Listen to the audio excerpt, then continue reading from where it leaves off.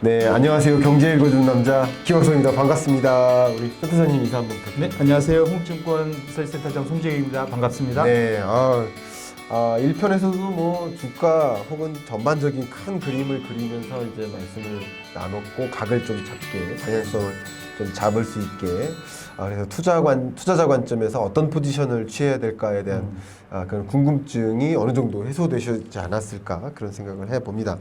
그러면 저는 이 두 번째 편에서 주가에 영향을 미칠 만한 몇 가지 이슈들이 있지 않습니까? 네. 그런 이슈들을 하나하나 터치해 가면서 진행해 보면 어떨까 생각이 되는데 가장 먼저 테이퍼링입니다. 네네.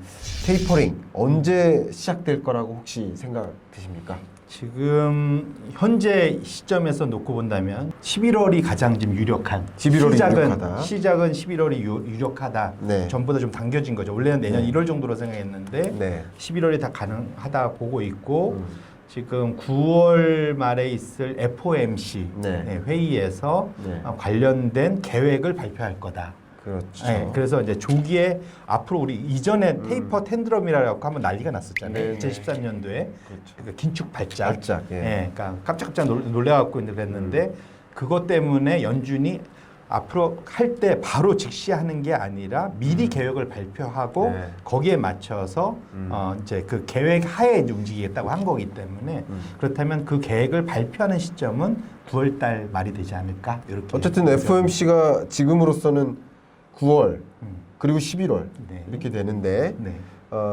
그 남은 FOMC 중에 먼저 어떤 가이던스, 포워드 가이던스를 마련하고 네. 11월쯤에는 시행할 수 있지 않을까. 네. 그게 만약에 뭐 여러 가지 또 다른 변수들이 등장해서 혹시나 해서 그게 뒤로 연기될 수 있을지라도 어쨌든 9월 달에는 그런 가이던스를 마련할 것이다. 이렇게 네, 맞습니다. 보시는 거죠.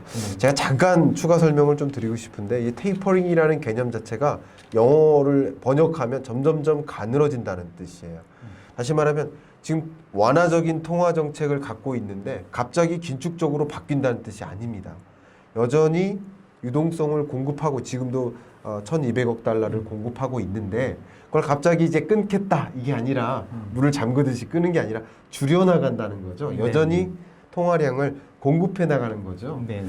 그런 것을 좀 포커스를 주시고 근데 그것만으로도 이제 발작이 일어나니까 그러지 마시라고 이제부터 어떤 스케줄대로 우리가 할 테니까 알고 계시라고 계속 맞습니다. 가이던스를 주는 게 네네. 아닌가. 저는 그렇게 생각을 하고 있는데 네. 자 그러면 그 테이퍼링의 규모도 어떻게 생각하시는지 여쭤볼게요. 그러니까 지금 얼만큼씩 줄여나갈 것인지. 지금 1,200억 달러 매달 지금 1,200억 달러의 자산 매입이라고 하죠. 그렇죠. 그래서 1,200억 달러를 나눠 보면 800억 달러를 미국의 국채를 사들입니다. 네. 400억 달러는 MBS를 해갖고 소위 이제 모기지, 그러니까 우리로 따지면 주택 저당 채권 요걸 사들입니다. 근데 이게 미치는 영향을 놓고 보면 사실은 그 절대 규모는 국채 시장이 훨씬 크고요. 그렇죠. 미국의 지금 MBS 대상인 모기지 시장은 상대적으로 작습니다. 그런데 그 규모에 비해서는 사들이는 폭이 MBS가 훨씬 크거든요. 그래서 지금 시장에서는 그것 때문에 너무 지금 그 소위 주택과 관련된 대출 금리가 너무 낮게 책정이 되다 보니까 사실 우리나라도 집값 올라가는 게 걱정이지만 미국이 사실은 더 급하게 올라가고 있거든요. 네. 그러다 보니까 사실은 소비자들이 지갑을 닫으려고 하는 네. 볼멘 소리들이 이제 많이 나오고 있어요. 그래서 그러다 보니까 오히려 MBS를 더 빨리 줄여야 되는 거 아니냐. MBS를. 근데 그러다 보면 근데 그러면 어느 걸 덜 줄이고 더 줄이고 하는 거에 대해서 시장이 헷갈려 할 수가 있지 않습니까? 그렇죠. 그러다 보니까 지금은 현재 컨센서스는 1,200억 달러 줄이면 예를 들면은 다음번엔 1,000억 달러 할 때 똑같이 84이면은 거기서 같은 금액씩 까나가는 비중을 유지하면서 네네, 예를 들어서 줄여나가는. 100억 달러 규모씩 줄여나가는 건 맞지만 비중을 유지하면서 줄여나가는 예, 그게 현재로서의 컨센서스라고 보시면 됩니다. 네. 네. 명쾌한 설명이신 것 같습니다. 자, 그럼 테이퍼링의 단행 시점 이것도 중요하겠고 우리나라를 일단 빼고서 미국을 기준으로 한다면 미국의 기준금리 인상 시점은 언제가 될 것인지 혹시 생각하시는 부분 있으세요? 지금 일단 시장이 기대하는 거는 지금 시장, 요걸 또 사실은 시장이 그 소위 가치를 매겨갖고 거래를 합니다. 네. 예, 그러니까 별걸 다 거래하죠. 예, 이게 이제 CME에서 거래가 되는데 지금 현재로는 가장 높은 확률로 내년 말부터는 이제 금리를 올리기 시작할 거다라 보고 있는데요. 네. 연준이 지금 고민하고 있는 것은 두 개를 갈라놓고 싶어해요. 네. 왜냐하면 테이퍼링이 시작되기 시작하면 네. 자산 매입을 줄이기 시작하면 네. 결국은 짧게는 한 1년 내, 네. 또 반년 내에, 또 뭐 길게는 2년 내에 결국은 금리 인상을 가지 않겠느냐라는 네. 것이 이제 시장의 그냥 모든 사람들의 컨센서스거든요. 그렇죠. 그런데 연준은 이렇게 되면은 금리가 너무 가파르게 혹시 움직일까봐, 튈까봐 위로 네. 위로 올라갈까봐 두 개를 좀 구분해 놓고 싶어합니다. 그래서 네. 아마도 이제 다음 주에 있을 그러니까 잭슨홀 미팅, 네. 그다음에 9월달 FOMC 미팅에서 계속 전달하고 싶어하는 거는 현재 테이퍼링을 하긴 하되 네. 이것이 기준금리 인상 시기가 자동적으로 테이퍼링을 시작하면 결정되는 건 아니다. 아니죠. 이 두 개를 상당히 구분해서 분리해서 봐달라라는 네. 그 소위 신호를 계속 줄 거라고 보고 있습니다. 네. 문제는 이제 시장이 그걸 받아들일 거냐의 이슈죠. 그래서 오히려 두 개의 이슈에서 기준금리를 보실 건 테이퍼링보다는 네. 그 기간 동안에 인플레이션이 얼마나 더 빨리 올라오느냐, 지금 현재 인플레이션, 높은 인플레이션이 얼마나 오래 유지되느냐, 네. 이것이 오히려 더 기준금리를 인상하는 시기를 결정할 거다 이렇게 보셔야 될 것 같습니다. 그렇군요.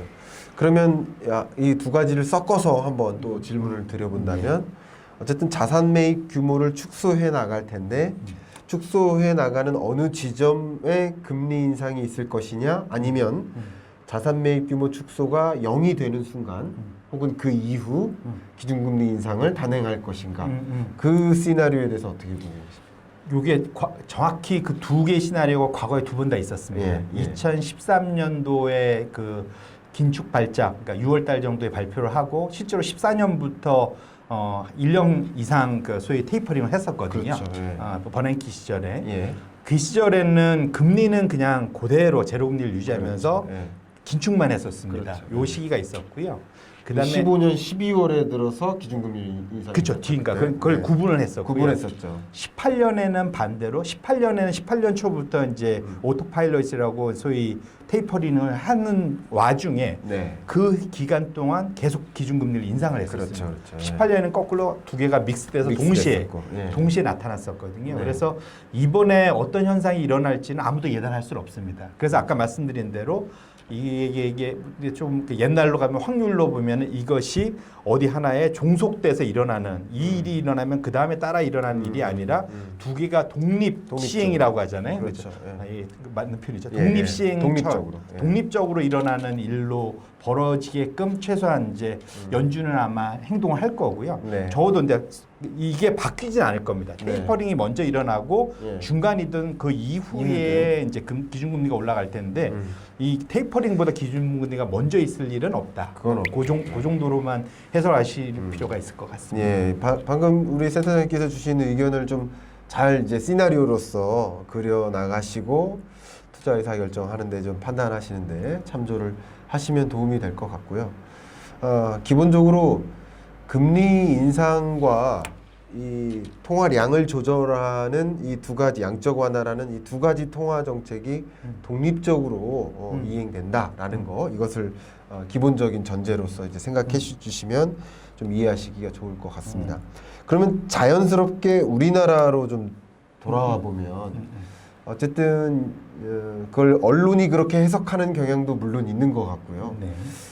이제 중앙은행, 한국은행 총재는 좀 중립적으로 표현을 하신 걸 언론이 그렇게 해석하는 경향도 있지 않나 생각을 하는데 어쨌든 지금의 시장에서의 판단은 한국은행이 미국보다 먼저 혹은 우리 연내에 기준금리 인상을 단행한다로 인식을 하는 경향이 있는 것 같아요. 네네. 이 부분에 대해서 어떻게 생각하시나요? 충분히 가능성은 높고요. 네. 예, 이제 왜냐하면 어쨌든 하는 총재께서 이미 적어도 한 번, 네. 많으면 2번 이상도 할 수 있다. 네. 라는 그 가능성에 대해서 천명을 많이 해오셨기 때문에 그렇죠. 예. 그렇게 놓고 본다면 당연히 그 권한을 갖고 계신 분이 하겠다는데 거기에 대해서 그게 네. 안 될 거야라고 네. 얘기하는 게 오히려 좀 사실은 네. 네. 어불성설인 것 같고요. 네. 다만 이제 중요한 거는 이게 이제 우리 한국은 상당히 뭐랄까 대외 변수에 상당히 그 소위 민감한 시장, 그러니까 경제 구조를 갖고 있습니다. 네. 수출 주도형이고 그 국내에서의 소비보다는 그러니까 소위 이제 해외로부터 이런 벌어들이는 거에 영향을 많이 받기 때문에 그럼요. 네. 결국은 미국이나 유럽의 그러한 변화에 대해서 민감할 수밖에 없습니다. 민감할 수밖에 없죠. 그러니까 그래서 놓고 본다면 하는 총재가 선제적으로 금리 인상을 하려던 것은 결국은 길게 놓고 보면 어느 시점인가 지금 연준이 금리 인상을 하긴 할 거기 때문에 네. 그거보다 좀 먼저 선제적으로 금리 인상을 해서 소위 말하는 정책을 할 수 있는 여유, 네. 버퍼, 룸을 가져가고 싶다라고 해석을 하는 게 더 맞을 것 같거든요. 네. 그래서 뭐 한국 시장이 그렇게 사실은 뭐 자영업자들은 힘드시긴 하시지만 뭐 수출 상황이나 이런 거 대기업들은 상황이 상당히 좋은 상황이기 때문에 이런 상황에서 금리를 선제적으로 기준금리를 올려서 나중에 혹시 그 이후에 있을 그러한 그 좀 안 좋은 일이 벌어졌을 때 네. 둔화가 됐을 때 쓸 수 있는 그 여유를 정책적인 여유를 갖고 간다는 측면에서는 연내 금리 인상 가능성 매우 높다 이렇게 보시는 게 맞을 것 같습니다. 그렇죠. 그러면 이제 센터장님의 말씀, 제가 사실은 이 방송이 제가 강의하는 게 아니고 네. 우리 전문가를 모셔서 네. 여쭙는 거라서 우리 시청자 여러분들을 배신해서 이렇게 네네. 여쭤보는 그런 거라고 생각해 주시면 좋을 것 같고요. 저는 그런 생각이 들었어요. 어쨌든 통화 당국에서는 통화 정책을 단행하기, 통화 정책의 목표가 있잖아요.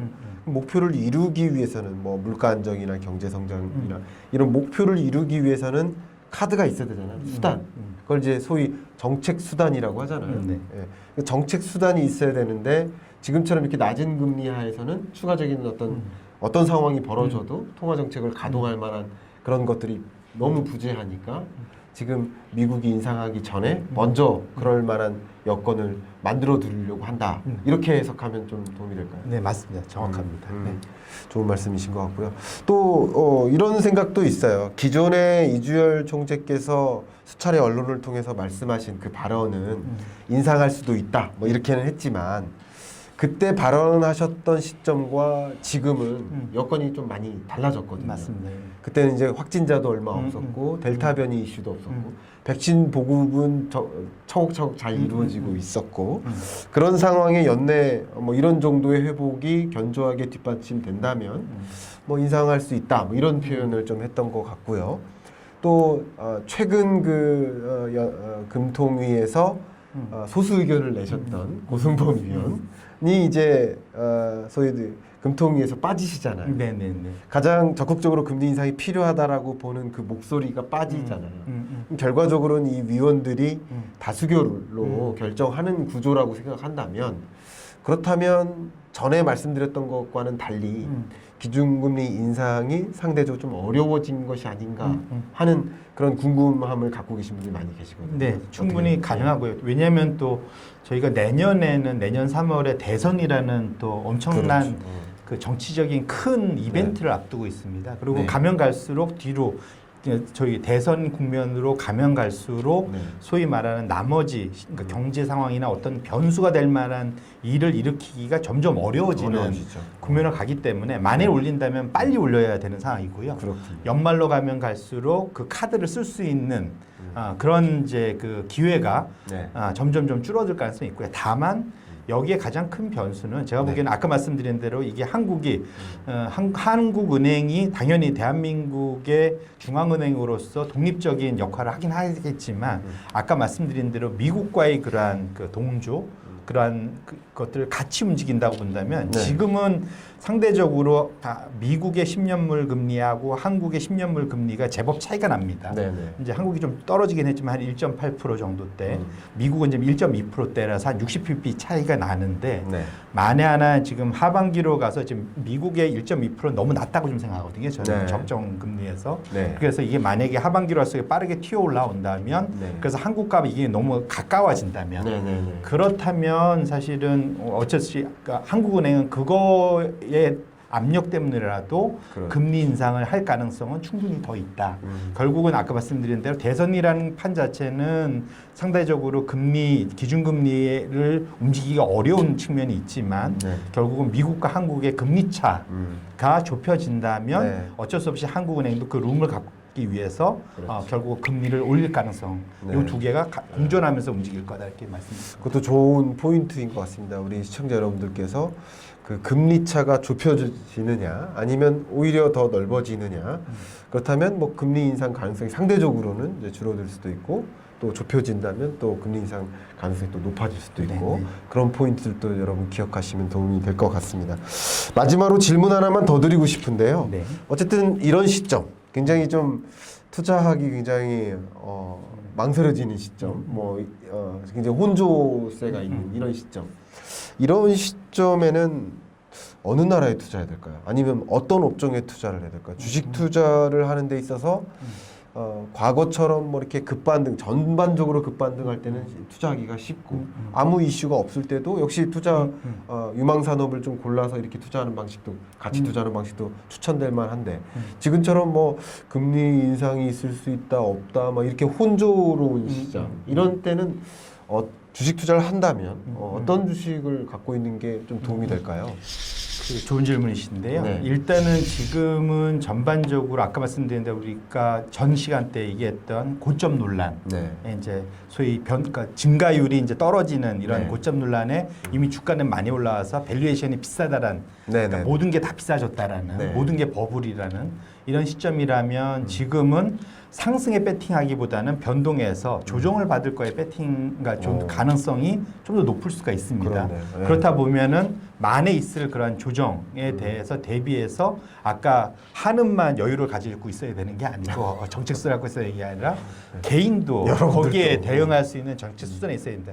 개인의 정책 수단은 주식에 몰빵돼 있는 게 아니라 일정 부분의 현금 비중을 갖고 가는 게 꼭 필요하고요. 조정이 왔을 때 소위 말하는 물을 탈 수 있는 것, 빌려서 물을 타면 안 되고 내 돈으로 내돈내산한 그 룸이 있어야 됩니다. 그래서 지금처럼 그러니까 소위 고점 논란이 있으면 있을수록 현금 보유 비중을 일정 수준 이상, 20-30% 이상, 많게는 절반 가까이도 가져가셔라.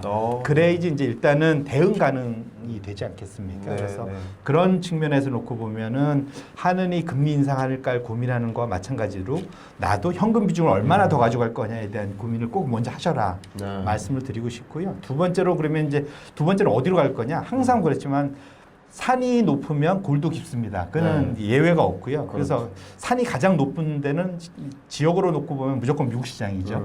미국 시장이 가장 높고 그 사이 저금리 때문에 기술주, 성장주가 가장 또 많이 올라왔습니다. 근데 앞으로 그렇다면 금리가 지금 너무 낮은 상황에서 이것이 올라간다고 가정을 한다면 금리가 우상향 된다고 한다면 미국의 기술주는 피해야 될 이제는 소위 말하는 차익을 실현해야 될 타이밍이 될 거고요. 반면에 그래서 지금 상대적으로 덜 오른 쪽으로 가본다면 유럽 쪽이 좀 더 매력적이다 말씀을 드리고 싶고 유럽이 좀 뒤늦게 좀 돌아서기 시작하면서 연초 이후에 이제 미국보다 조금 더 나은 그 지수 성과를 보이고 있거든요. 그래서 뒤로 가면 갈수록 변동은 미국이 조정받으면 전 세계가 같이 조정받게 하겠지만 만약 그 이후에 간다면 아마 미국의 자금이 빠져나와서 가장 큰 시장으로 간다면 그 다음에 큰 시장은 유럽일 가능성이 높습니다. 그래서 유럽이 상대적으로는 기술주 비중보다는 경기 민감형, 가치주 형태의 그러한 업종들이 또 많은 분야이기 때문에 지역으로 보신다면 그쪽으로 가시는 게 맞고 금리의 턴어라운드, 금리가 올라간다는 거에 배팅을 하신다면 성장주보다는 가치주가 맞는 것 같고요. 업종을 놓고 보면 경기 민감주 쪽이 기술주보다는 낮고 그 다음에 현재 레벨에서 보면 가장 재미없고 지루했던 업종을 갖고 가시는 게 맞다. 대표적으로 필수 소비재 같은 거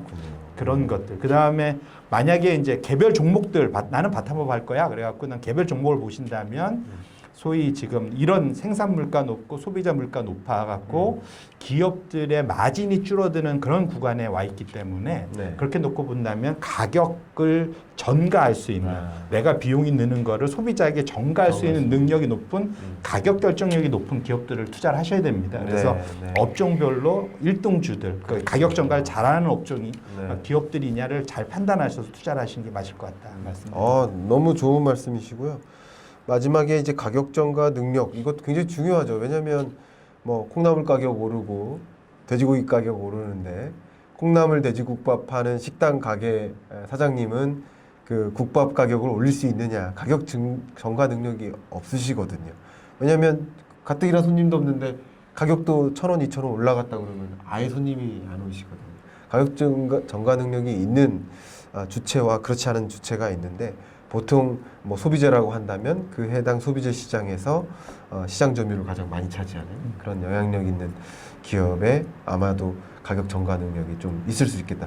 나의 어떤 비용이 증가한 만큼 가격에도 반영시킬 수 있겠다. 뭐 그런 생각을 좀 해주시면 좋겠고요. 제가 송재근 센터장님 뭐 방송할 때도 몇 번 뵙고 이렇게 하지만 코멘트가 굉장히 좋으세요. 왜냐하면 좋다는 얘기는 객관적이라는 거거든요. 왜 객관적이라는 것을 지금 방금도 어디서 느꼈냐면 현금을 보유하라. 보통 이제 리서치 센터에서 얘기하는 거랑은 좀 차이가 있거든요. 저는 그런 투인데 저는 이제 거시경제를 보니까 근데 이제 주식하시는 분, 부동산 하시는 분은 그 해당 품목에 대한 투자는 계속 가져가야 된다. 뭐 부동산 시장 안 좋아져요. 그래도 이쪽 지역은 좋습니다. 이런 식으로 얘기를 하시는데 선생님은 지금 시장에는 어쨌든 현금 비중을 좀 어느 정도 확보하시는 것이 좋겠다. 이런 말씀도 굉장히 객관적으로 들리는 것 같습니다. 지난 1편에 이어서 2편까지 우리 하반기 중요한 경제 이슈들, 특히 이제 통화정책 관점에서 제가 말씀을 드렸고요. 세 번째 시간은 정말 여러분들이 더 관심 있는 그 마이크로한 레벨까지 내려가서 이야기를 좀 나눠볼까 하니까요. 3편 기대하시면서 마무리하겠습니다. 감사합니다. 네, 고맙습니다. 네.